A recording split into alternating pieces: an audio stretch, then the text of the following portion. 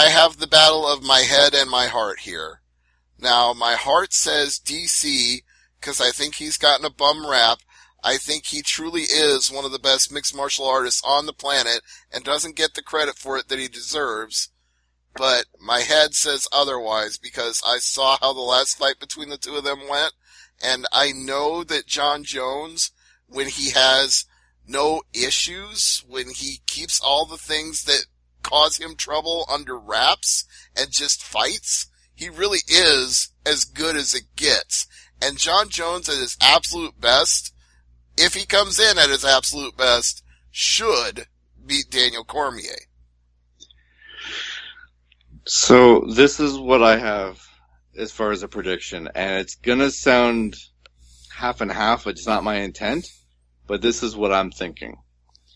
If Cormier can make weight, he wins the fight. Because, I mean, he had trouble with Anthony Johnson making weight, and he looked kind of... You're saying he looks a little chunky? Because a lot of people are saying that. Yeah, the interview, he didn't look slim, that's for sure. If Cormier makes weight, he wins the fight. If he's having a trouble with the weight cut, it will show on the scales on Friday if they show they'll make some type of announcement. Well, he's never really been a slim guy to begin with. That's why he used to fight at heavyweight in Strikeforce. So, if Cormier does not make weight, or you know what I mean, like he doesn't hit 205 on the button, it's 206, 207, and they have to make some type of alteration to the main event as far as what the title status is. At that point, it's John Jones' fight to lose. But my prediction is Cormier will make weight and he will win. But as much as I want to say stoppage, I'm afraid this one goes to the judges.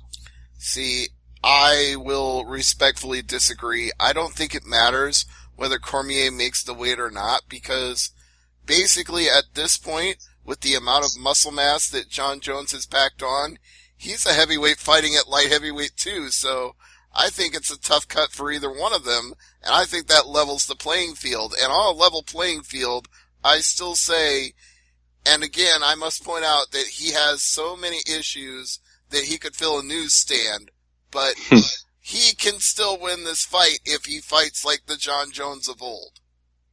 He's got more issues than Sports Illustrated. There you go. It's just, it's really, I said it before, like you can make an argument for both sides for winning the fight. Head in the heart, I understand that. It's just, man, there's so much more to this that I just hate to see Cormier miss weight, and it's in his head. I know there's a lot of emotion going into this fight, and it's a long build for this fight. And for his head to be thrown off if he misses weight, John Jones has a better chance of winning. But I think Cormier makes the weight. I just hope we don't have any more of those towel shenanigans from last time. I seriously doubt we'll get that. I don't think there's any chance that'll even be allowed in this case. The California State Athletic Commission ain't gonna let him fudge that number. They will make him come in on the dot. There will be an early morning weigh-in, and there will be cameras there watching his every move. And after the fight's over, Cormier can be all about them cakes. Of course.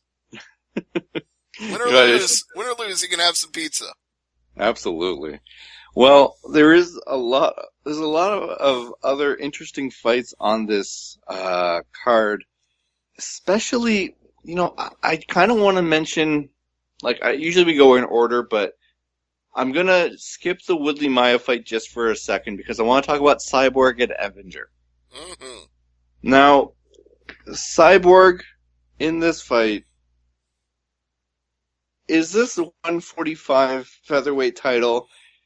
Should they just call this the Cyborg Championship? You could call it whatever you want to, but it's not. I know, it's just, it was tailor-made for her. We're finally getting her in this title fight. But Evinger is someone UFC didn't want. Mm-hmm. She's not good enough to be in another weight class in UFC, but hey, we need an opponent. Can you step up to 145 and fight Cyborg? Well, you and I both know that Evinger is enough of a badass that she's not going to turn down a fight 10 pounds up. She's gonna look at that as a personal challenge and go, hell yeah, let me take a swing at that bitch. I'll take her on. I'm really hoping Evinger wins this fight. It would be a hell of an upset if you look at the line right now, because Cyborg is coming in the minus 1,300 favorite. Evinger is plus 850. And if you got some cash to throw around, put a hundo on Evinger, because she's better than plus 850. But Evinger's never fought for a title before, Stevie. She is the current Invicta Bantamweight champion. Yeah, I know. Come on, people. She's better than plus 850. I know Cyborg is huge. I know she's got muscles on top of her muscles, but that line just is too far gone. Seriously, I'm not a betting person, but this is like the same situation we were faced with when Ronda Rousey fought Holly Holm. Like, if you had 100, you should have put it on Holm. It's very intriguing if you do a parlay with the next fight with Woodley and Maya. Yeah, and that's actually a much more reasonable, much closer line, with Woodley, the minus 220 favorite, and Maya plus 180. And Maya is a live dog, as they say. And apparently the winner of this fight gets GSP. That's the theory. Well, we'll see if GSP actually wants it, but that's the theory. Now, it's a very intriguing fight. The odds, as you said, are very similar. It's a more even fight. Mm-hmm. And the 5 rounds really plays to the strengths of Tyrone Woodley here, because Maya will be looking for submissions, and Woodley will be trying to take him into the deep waters and tire him out. Yeah, I think the first round Maya has to go for something quick, something to shock the world, so to speak, because this is going to be a night of shocking the world. Right. Take him down, jump on his back, try to get in that rear naked choke early. That's his best shot. I'm not trying to diminish Maya by saying that. I'm just saying that Woodley can outlast him if it goes over a long haul, because we've seen him do that to other people. Yeah, his gas tank is impressive, and deeper waters, he's going to be very good to go, and we said it last week. In the first round, a submission, you're not as sweaty. It's going to be easier to get a submission. But to make Tyrone Woodley tap out, that's going to take something. Yeah, and Damian Maya is good enough to be the guy to do it. Let's be perfectly clear about that. It's not that he's unsubmittable.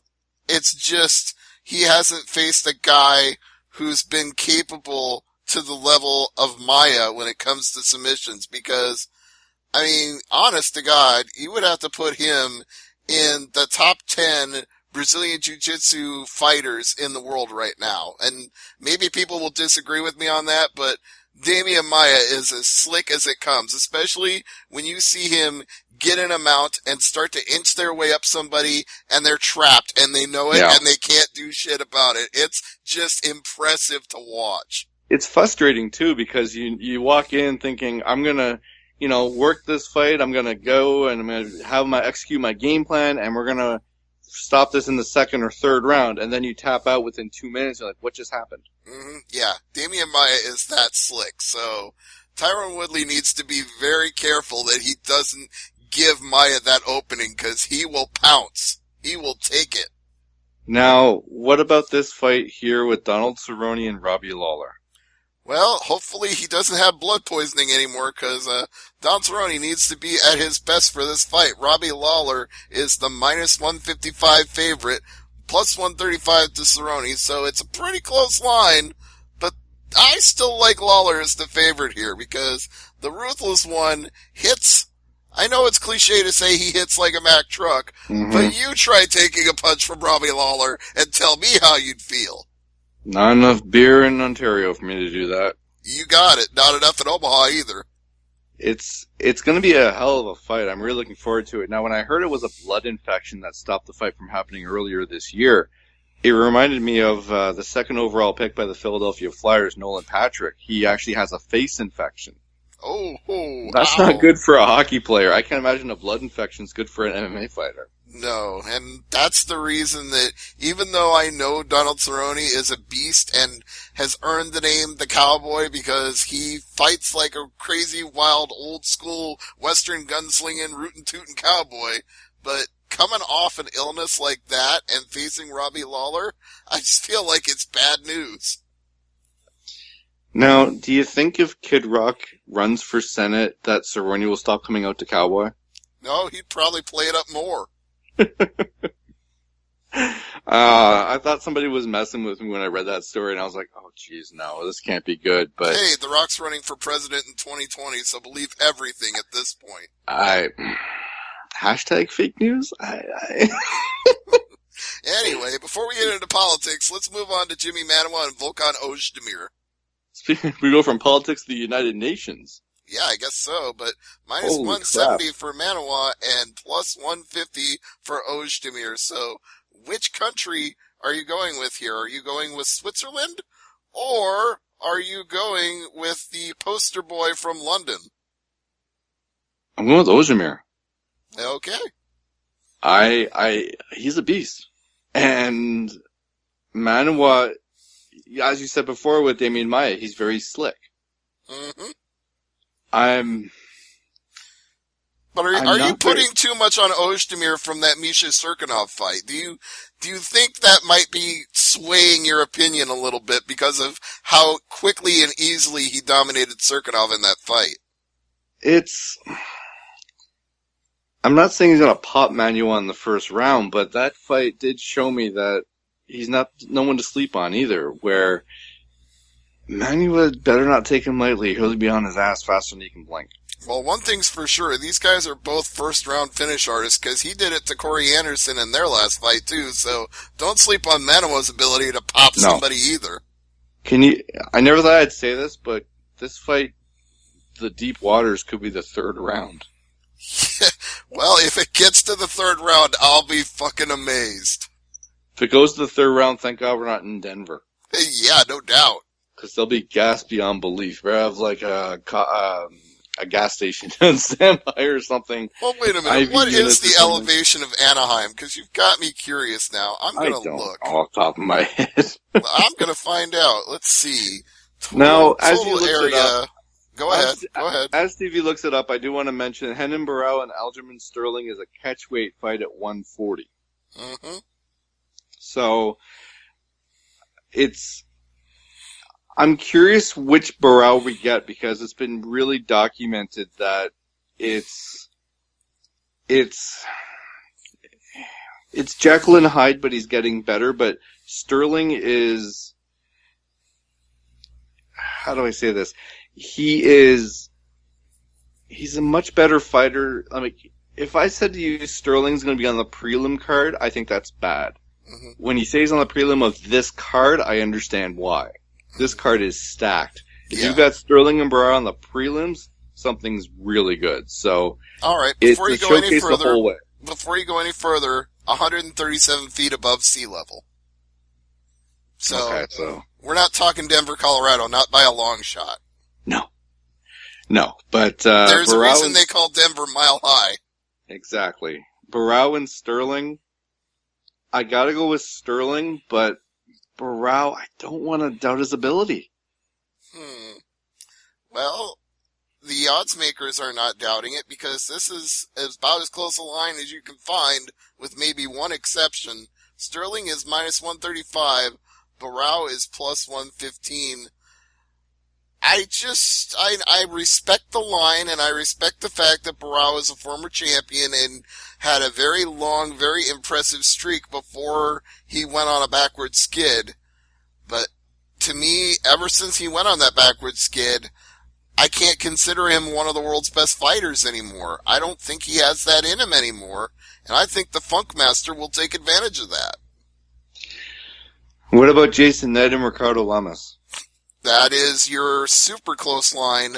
Knight is a very narrow minus 125 to Lamas at plus 105, which leads me to think the bully is going to come out on top. Actually, I agree with you on that one. Absolutely. I have no problem picking him for that one. Moicano against Brian Ortega. Yeah, Ortega's 11 Triangle and City, Triangle City. You got to call him when you say Brian Ortega, you better say Triangle City. The one thing that really, it's 11-0-0 and 11-0-1, Stevie. I mean, that is true. But someone's gonna lose. But right now, Ortega's opponent is the minus 145 favorite. Ortega is plus 125. So, once again, we got a super close, super competitive fight here. Don't forget to watch that fight. That's all I'm gonna say. Yes, and watch out for that triangle choke. Now, Andre Feely, he has a new nickname. Please tell me he has a new nickname. What, is he not touchy-feely anymore? I hate that nickname. I know you do. Against Calvin Kattar. Yes. Line on this one, minus 355 plus 295.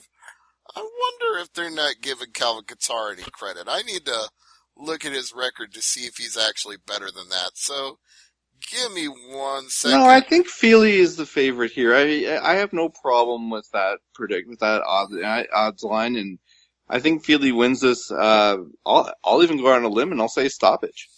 Yeah, well, I'm going to say that Kattar is probably better than you think because he's 16-2. He's only 29 years old.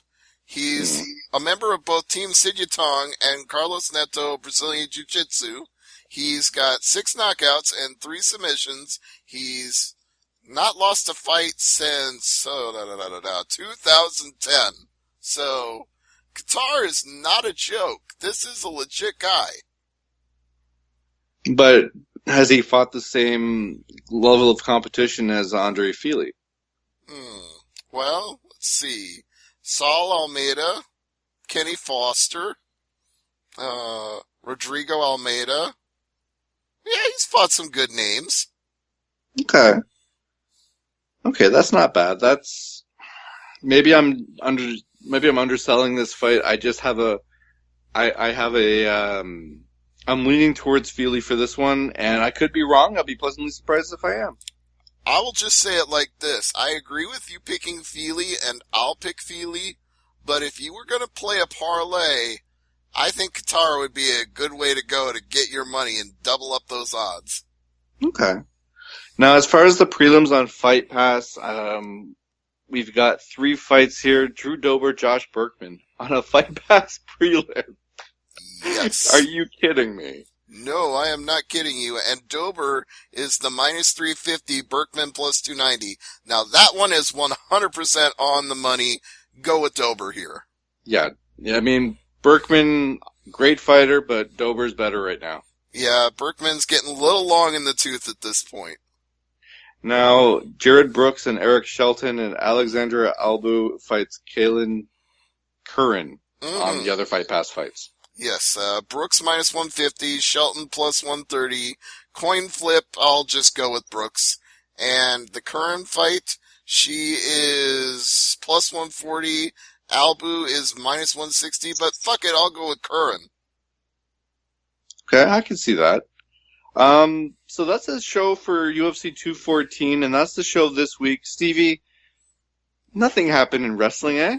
No, not a little show called Battleground, and not a match called a Punjabi Prison. No, nothing like that. And no, there weren't any G1 Climax shows either, so there's nothing to talk about on Thursday. Not a damn thing.